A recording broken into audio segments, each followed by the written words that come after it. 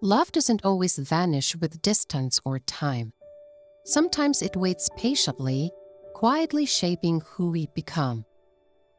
Celine and Cedric's paths diverged for years, yet their hearts never forgot. In this story, you'll hear both their perspectives, their thoughts and feelings, as they navigate the moments that brought them back together. The day had been steady, typical check-ins, phone calls, and the usual minor issues that never made it past the front desk. Celine was reviewing the afternoon schedules when Mara, the receptionist, spoke up, her voice tight with uncertainty. Celine? Can you come here for a minute? She said, glancing toward the lobby entrance. Celine sighed and walked over, heels clicking softly against the polished floor. Yeah, what's going on? She asked.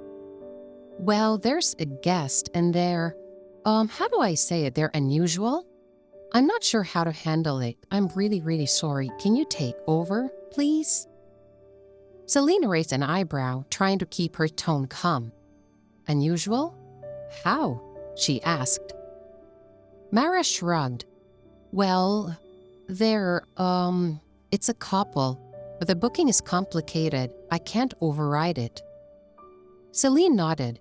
This was exactly the kind of situation managers are called for. Anytime a reservation doesn't match the system, or a guest a special request the front desk can't approve, it's her job to step in.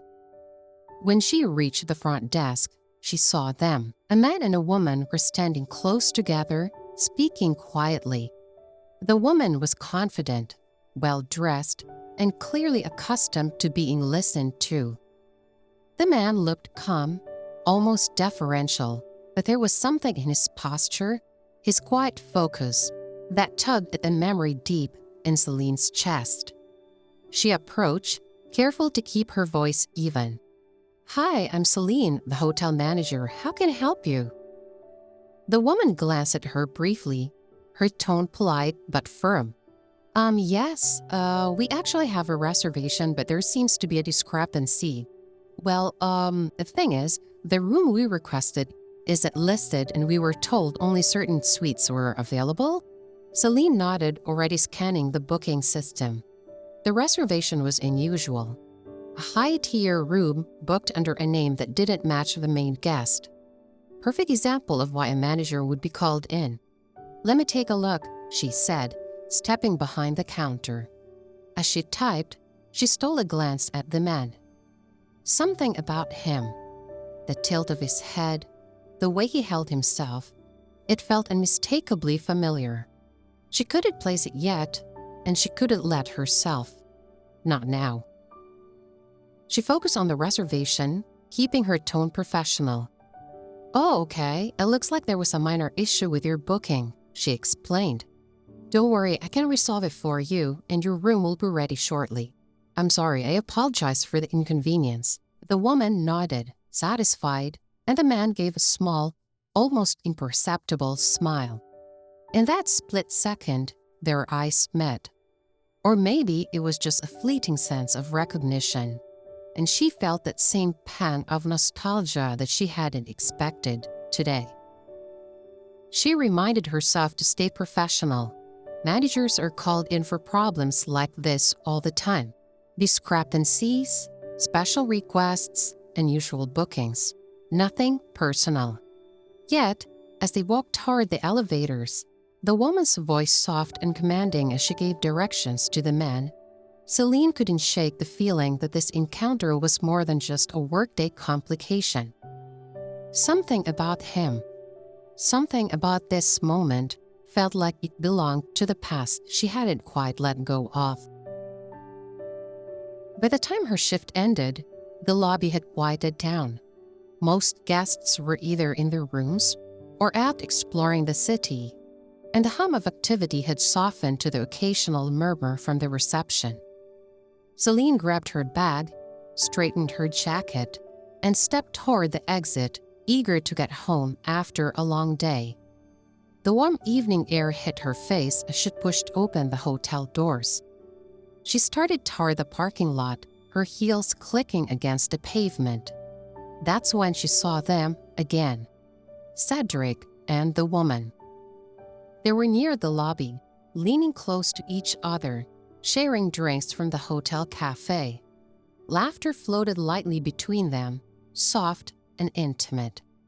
The way she touched his arm, the tilt of her head as she listened, everything suggested they were more than friends. They looked like a couple. She stopped mid-step, her bag feeling suddenly heavy in her hand. It was strange, almost unfair, how a single glimpse of him could undo all the progress she had made. She had moved on, or at least she thought she had. She had had other relationships, others who had loved her, and yet, the moment she saw Cedric, the memories rushed back. Late afternoons under the high school courtyard sun, whispered promises, the way his hand had fit perfectly in hers, the arguments, the laughter, the day he left for Japan, and the emptiness that followed. She had buried it all, tucked it away behind routines and responsibilities. But it seemed that no matter how much time passed, some parts of the heart didn't forget. She wanted to turn, but her feet stayed rooted, and she found herself watching them. Every gesture, every smile he gave her, it hurt.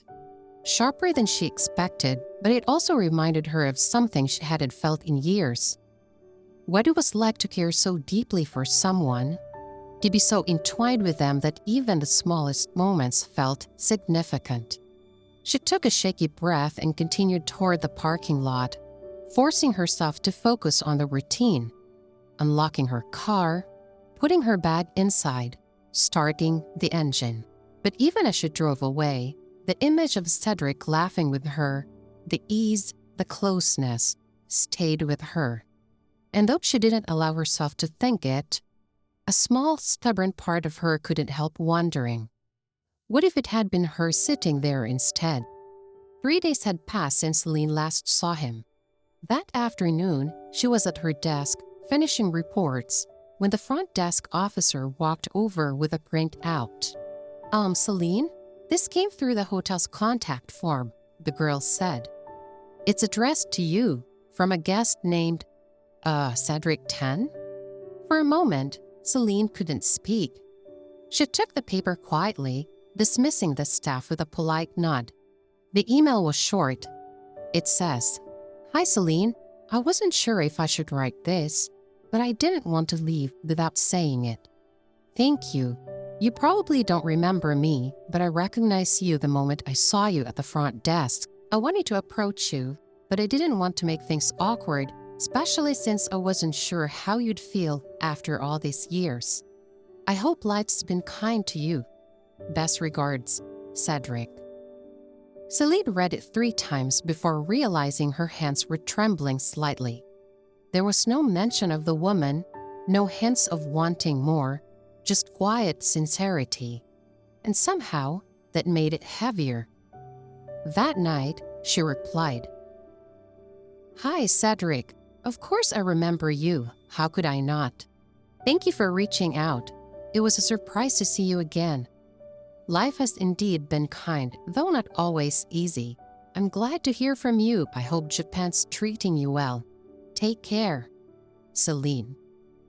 She hit send before she could second-guess herself. The next morning, his reply was already waiting. Then came another that evening, and another the next day. Their messages were calm and enforced. Cedric told her about his parents' cafe in Kyoto. She told him about the late-night rushes at the hotel. Weeks passed this way, digital conversations that somehow felt more genuine than any face-to-face talk she had had in years. Then, one evening, his message came with a shift in tone. "Hi Celine, I'm flying back next week. Just for a few days. Maybe we could have coffee, if that's okay?" Celine stared at the screen for a long while before replying. "Coffee sounds nice," she responded. The day they met, it was raining lightly. That soft kind of drizzle that smells like new beginnings. Celine arrived early, her hands folded around a cup she wasn't really drinking from. When Cedric walked in, her breath caught for a second. He looked almost the same, maybe quieter around the eyes, older in a good way. He smiled as he approached. "Hi," she smiled back. "Hi, Cedric." No tears, no dramatic reunion. Just two people who had once loved each other, now sitting across from one another again. Not as teenagers who had said goodbye at an airport, but as adults who had finally learned how to hold on gently. They talked for hours about everything and nothing. The years apart melted into laughter, shared memories, and comfortable silence. When he offered to walk her to her car afterward, she didn't say no. At the parking lot, as they stood beside her car, Cedric looked at her quietly. I used to imagine this moment, like what I would say if I ever saw you again." Celine tilted her head slightly. "And? What do you think?" she asked. "I think," he said with a soft smile, "I think I should say I'm glad I did." Celine didn't answer right away. She just smiled. It wasn't a promise, not yet, but it was a start. A quiet one, the kind that didn't need to shout to mean something. Celine didn't expect to see him again so soon after that first coffee, but the next morning, there was a message waiting on her phone. It was from Cedric. It says, "Hey Celine, I'm free after lunch. I have no plans today, unless you're busy saving the hotel again." She laughed softly at her desk. Celine responded, "I'm off at 3. Are you in town?" Cedric said, "I could be in town." That afternoon, they met again. Same cafe, same corner seat near the window. This time, it felt easier. The awkwardness had faded into a kind of quiet familiarity.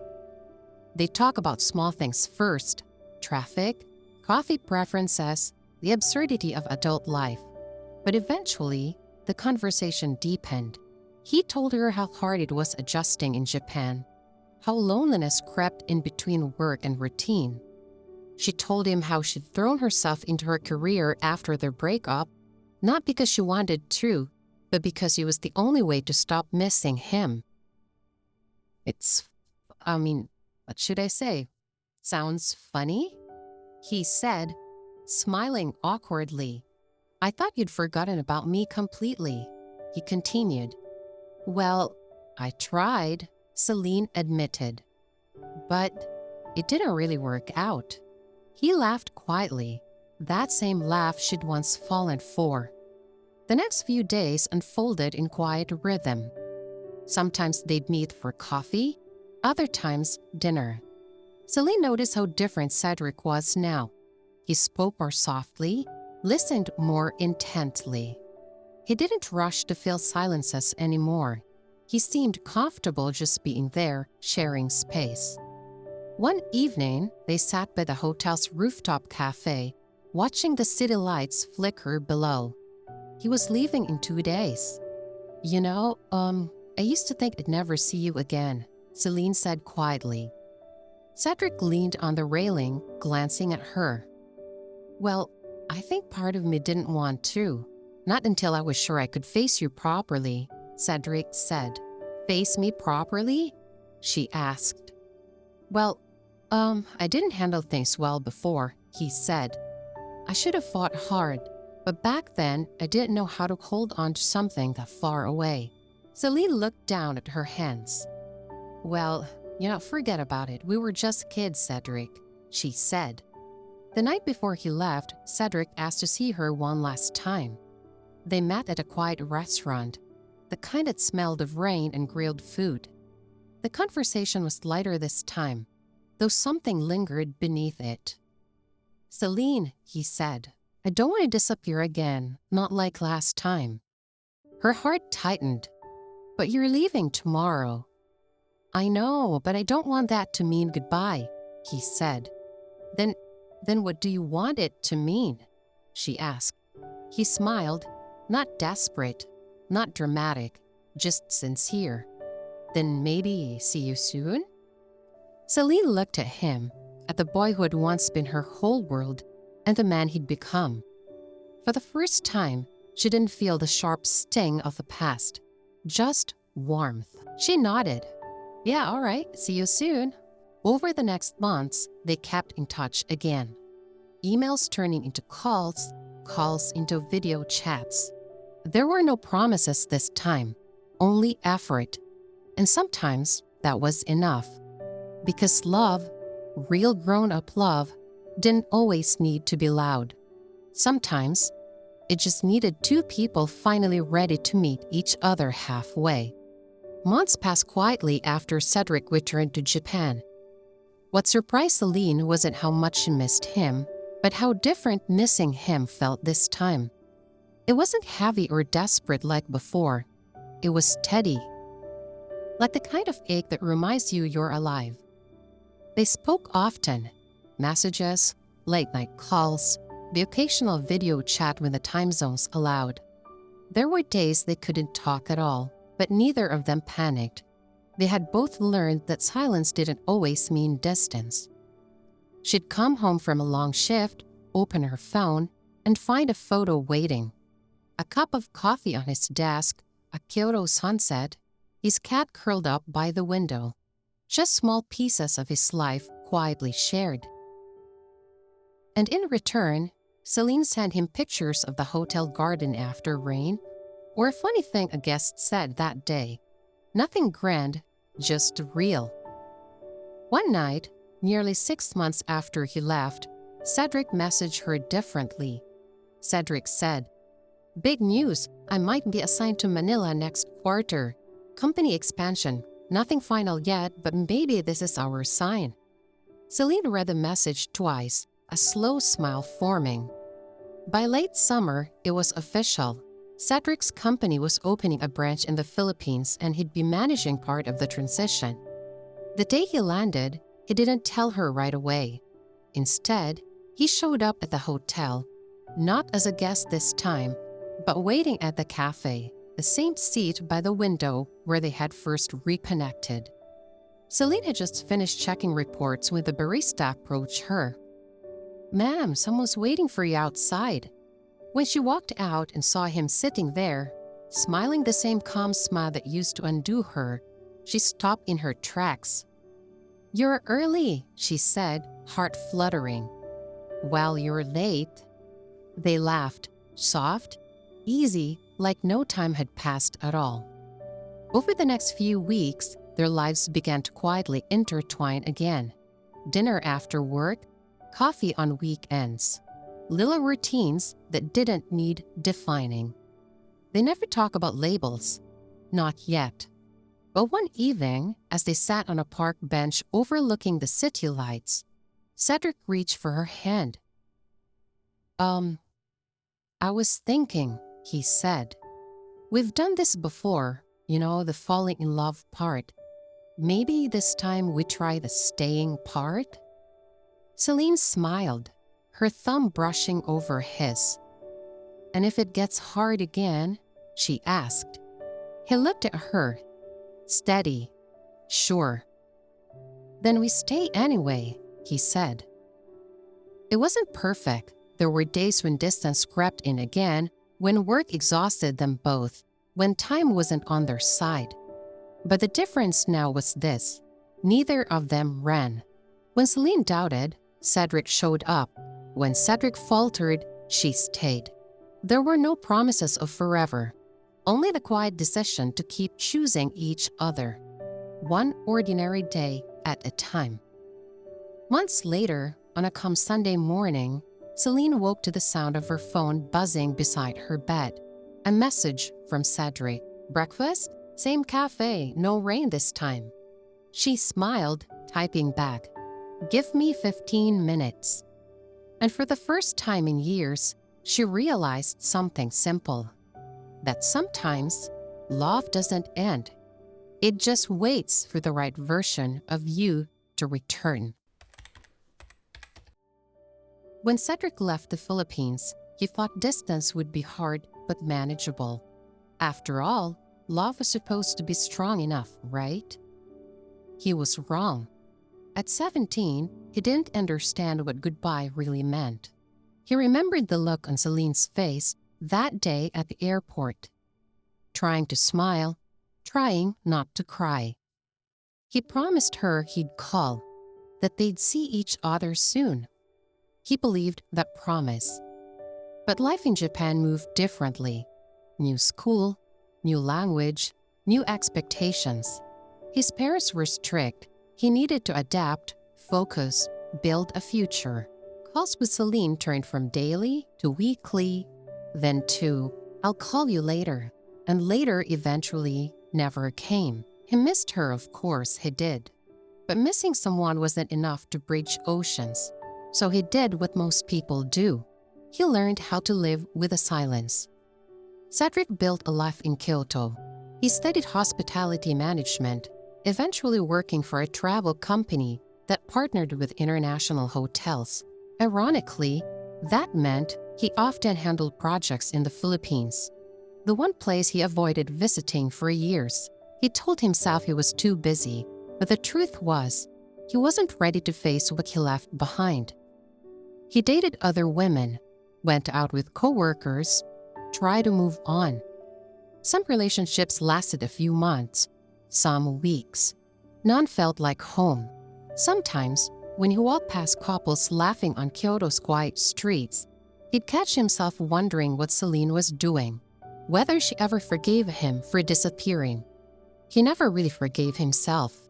When his boss announced a short business trip to Manila to evaluate partner hotels, Cedric hesitated. Home.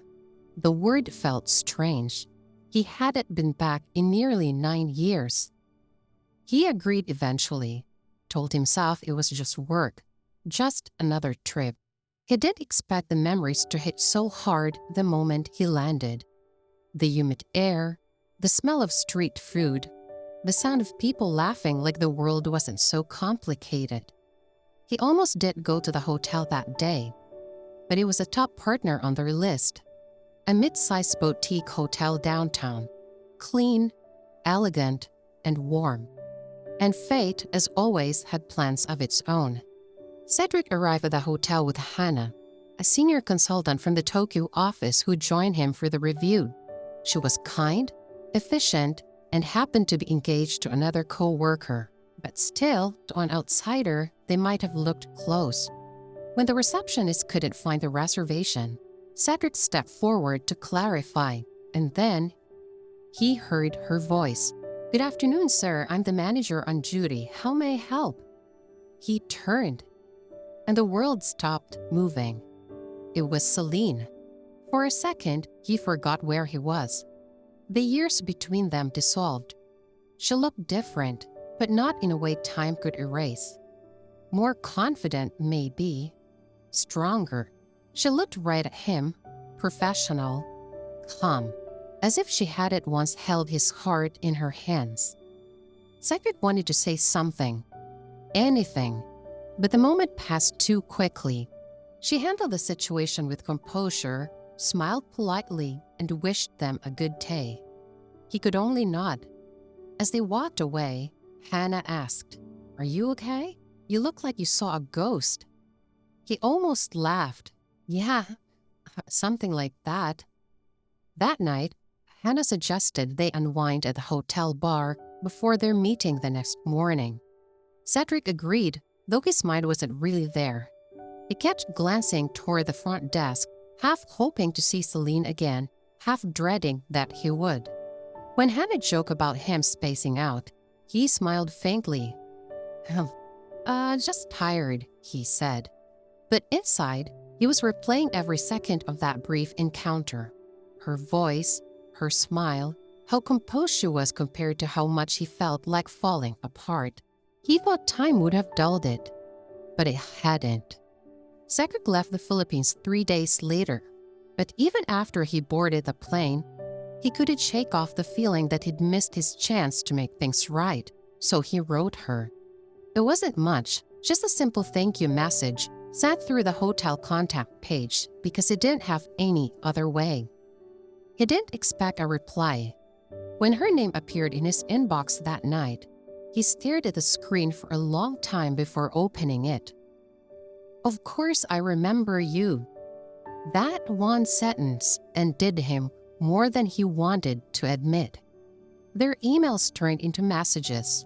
At first, they talk about work, about how much had changed in their lives.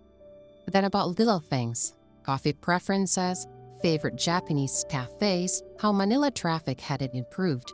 Cedric realized how easy it was to talk to her again. There was no anger in her words, just maturity, like time had softened the edges on their past. He told her once, "I thought you hated me." She replied, "Well, I did for a while, but I learned to let go." That night, he couldn't sleep. He hadn't realized how much he needed to hear that. When his company scheduled another Manila visit, Cedric didn't hesitate. He messaged her, "I'll be back next week. Maybe we could have coffee?" When she said yes, he smiled for the first time in a long time. He rehearsed what to say. Maybe an apology, maybe a story. But when he saw her again, sitting by the cafe window, all his rehearsed lines disappeared. "Hi," he said softly. She smiled, "Hi." And just like that, it felt right again. They talked for hours. No anger, no resentment. Just memories, laughter, and a quiet kind of understanding that only two people who've known loss can share. When he walked her to her car, he told her, "I used to imagine this moment." She asked, "And?" "I think I'd just say, I'm glad I did." Cedric knew he was falling again. Not recklessly, not like before, but carefully. He wanted to know her all over again. What she liked, what changed, what stayed the same. They met a few more times before he returned to Japan, and each time he felt more certain that this time he wouldn't run. When she asked about Hannah, he smiled. "She's engaged. I should have said that earlier." Celine nodded, a quiet smile on her lips. "Well, I figured." They laughed, the tension breaking like old rain finally drying. He found himself checking his phone more often. Her messages became the part of his day he looked forward to the most. Sometimes she'd send photo of the hotel view at sunset. Other times, just short messages like, long day, coffee and sleep sound perfect right now." He would reply, "Wish I could join you." And sometimes she'd type back a small, teasing, "Maybe someday." It was a simple thing, but it made the distance feel smaller. Months later, his manager called him in. "There's an opening in the branch in Manila," the manager said, and asked if he's interested. He didn't even hesitate. That night, Cedric messaged Celine. "Big news," he said. "I might be transferred to Manila. Maybe this is our sign." She replied, "That's a long way to go for coffee." The day he arrived, he didn't tell her. He wanted to surprise her. He went straight to the hotel cafe, the same spot by the window. When she saw him, she froze for a second before smiling. "You're early," she said. "You're late," he teased. They laughed just like old times. But this time, there was no uncertainty. They talked until the lights dimmed. Before leaving, he reached for her hand. "We've done the falling in love part," he said quietly. "Maybe now we try the staying part?" She smiled. "And if it gets hard again?" He met her eyes. "Then we stay anyway." Cedric didn't believe in destiny before. He used to think life was all about timing, that once you miss a chance, it's gone forever. But now, sitting beside Celine, watching her laugh as the city lights reflected in her eyes, he realized something. Maybe love doesn't vanish when time or distance separates you. Maybe it just waits, quietly, patiently, for both hearts to be ready again. And when that happens, it doesn't feel like starting over. It feels like coming home. Sometimes love doesn't announce itself. It waits in the quiet moments, in the small gestures, and in the hearts of those who never truly let go. Celine and Cedric's story reminds us that love can find its way back even after years apart. Thank you for listening. If this story spoke to you, leave a comment or share your own story. Make sure to subscribe for more tales of love, patience, and connection.